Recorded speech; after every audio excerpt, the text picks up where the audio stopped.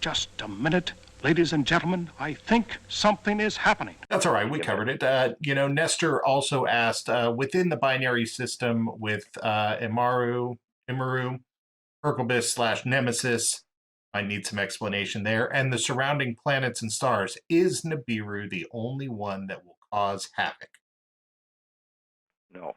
Yeah, We've seen it. We've seen every close pass of even Atu's moon causes some extreme weather close by, and this is where you see the gigantic mantis clouds that literally glow in the dark because you can see the inner illuminated face of Atu's white moon, and it's the neon mantis clouds are the bottom of Atu's moon. Now Atu causes its own.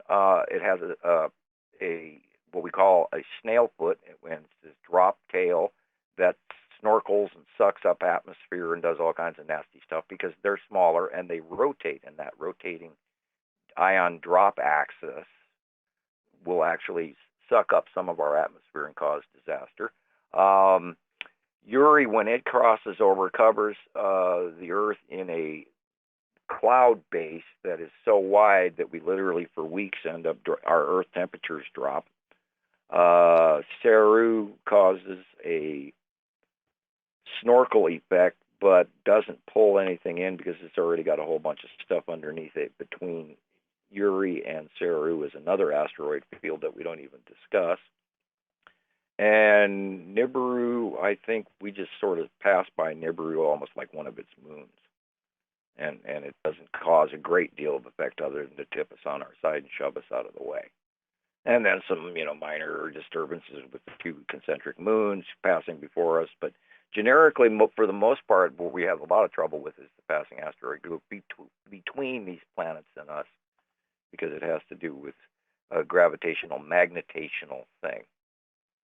Now, hidden here in Nestor's second question was something that maybe you should clarify for him. It's within the binary system and it says Imaru, and then in parentheses, Hercobus and Nemesis. Right. You want to split apart those three names for him so he can better understand? Hercobus is what they've produced pictures of throughout, known within the last 30 years or so, and they called it Hercubus.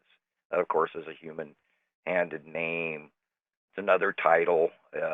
Imaru is the planet's official name from off-world information, according to what I know, and that's why we've stuck with it.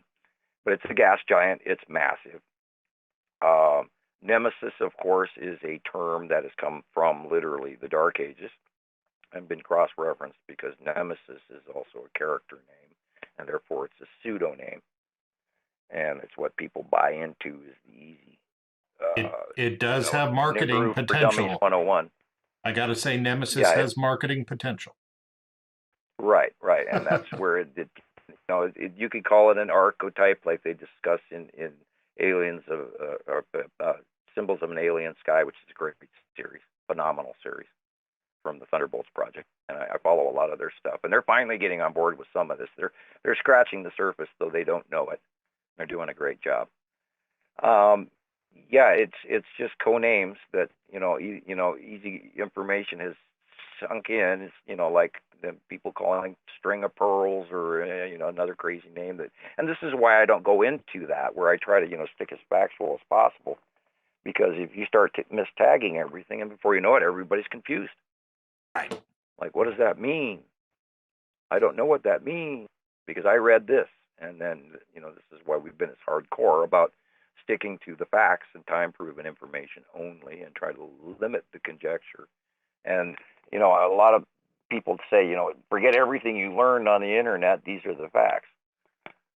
So yeah, well, I have the idea to come up with a website I'm never going to make, so I'm going to put it out there, and maybe somebody can make it so I can use it. I wanted a website called Jargon, where you could look up any topic and it just give you a list of the terminology so that you could then go in and learn better because you understood.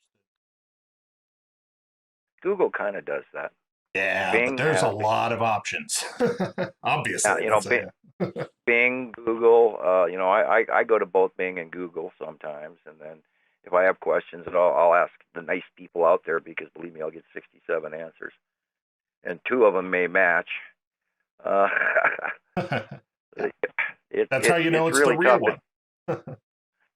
The thing what blows me away, and I forget this all the time with a lot of people that I deal with. I deal with a couple hundred people a day, and I forget that they're on their phone, and and I'm sitting here looking at a 43-inch screen, and it's huge, the difference of what they see versus what I'm researching all day and every day, of course. And I'm of course the clearinghouse where all of this information comes, and there's been a lot of documentation, but there's no way to stick all of this stuff anywhere but the human brain, because I remember the cycles going back, and this is how I'm able to do it. And I have hundreds of thousands of pictures.